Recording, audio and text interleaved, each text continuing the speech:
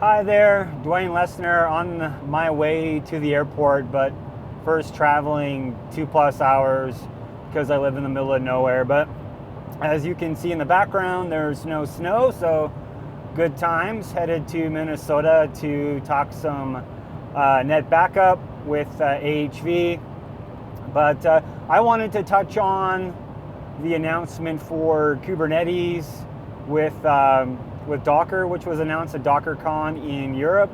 I think the announcement is really amazing, especially for customers that are really looking to prevent silos.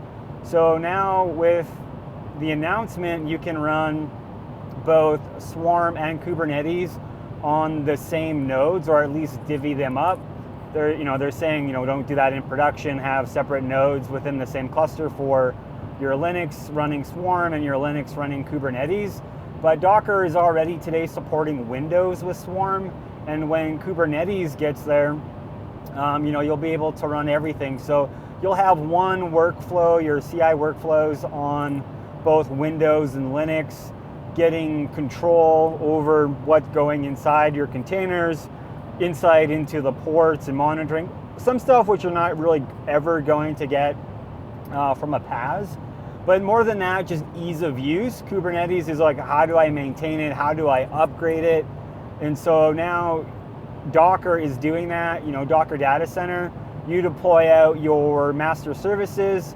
They have security certificates that are rotating, highly secure. So they're taking that piece of the puzzle away.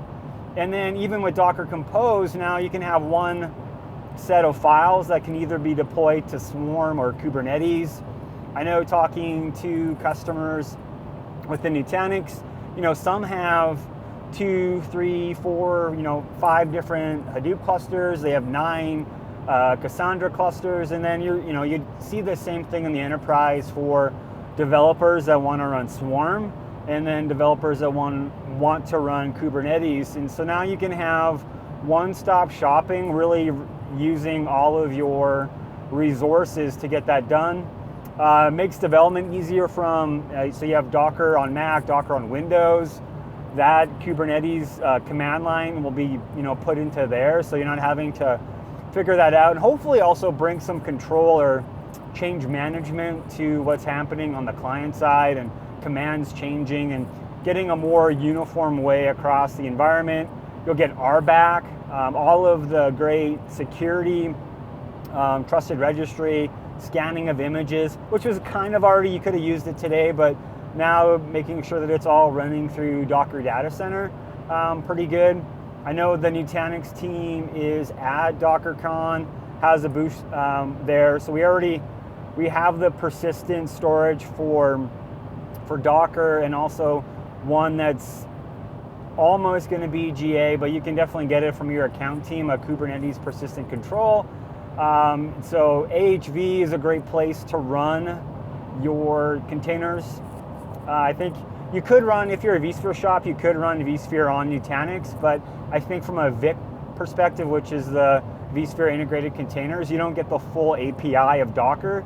And so if you're going to run it on AHV, you can run your CentOS image, your Windows image, get all of the control. You have persistent storage, which I think is really meant for config changes at this time.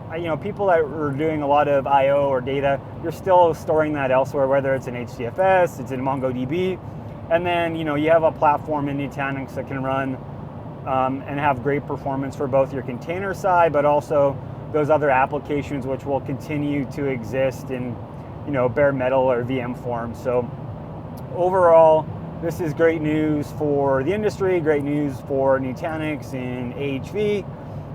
Look forward to deploying that and seeing it in action. Have a great day, and I will see you guys on the interwebs.